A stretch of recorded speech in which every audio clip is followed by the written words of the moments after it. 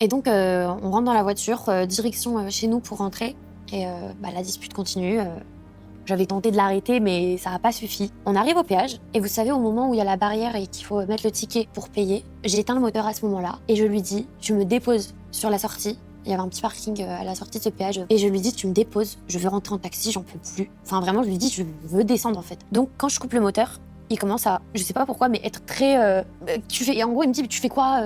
Enfin, je lui dis: «Je veux descendre, tu me déposes à la sortie, je veux pas continuer à cette embrouille». En fait, j'avais essayé de l'arrêter, ça marchait pas et j'en pouvais plus. J'en pouvais plus, c'était une accumulation, j'en pouvais plus. Et il rallume le moteur et donc je le rééteins, je lui dis: «Tu me déposes». Et il a pas accepté, il m'a pris le bras, enfin le poignet quoi, c'était celui-ci, et il le tord. Et il me le tord tellement fort que j'ai mal et je prends ma deuxième main, je le pousse pour qu'il me lâche et lorsque je le repousse, il me met 2 grosses gifles sur cette joue droite. Je le regarde, je sors mon téléphone, je me prends en photo et je le regarde et je lui dis: «Mais pourquoi?» Et il commence à me crier dessus, à me dire: «T'es qu'une merde, regarde comment tu me rends, y a que toi qui me rends comme ça». Et à ce moment-là, je commence à pleurer, je lui dis: «Mais pourquoi?»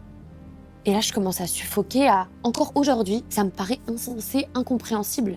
Et donc, chose que je lui ai demandé initialement, il me dépose finalement sur la sortie après le péage. Et lorsqu'il s'arrête sur le parking, je sors de la voiture en pleurs. Je cherche de l'aide et il n'y a personne. Et donc, en fait, il m'a tellement fait peur et mal et je vais me cacher.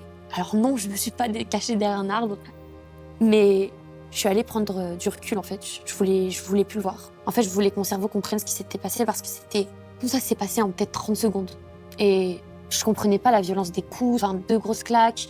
Mon bras il venait d'être tordu, je venais d'être insultée de tous les noms. J'avais l'impression d'être rien. J'avais l'impression d'être, on s'en fout d'elle quoi. Et à ce moment-là, j'envoie des messages à ma copine. Je lui dis: «Bah voilà, il m'a encore frappée, en panique». Je l'avais même appelé. À ce moment-là, il s'était égaré, il est venu me voir. Et je raccroche à ma copine parce que j'avais peur qu'il sache que j'ai mis quelqu'un au courant. Et donc, ce qui s'est passé à ce moment-là, c'est que je m'attendais à ce qu'il s'excuse directement. Et à ce moment-là, je suis accroupie sur le sol, en train de pleurer. Il me regarde et on commence à parler. Et je lui dis: «Mais pourquoi tu fais ça?»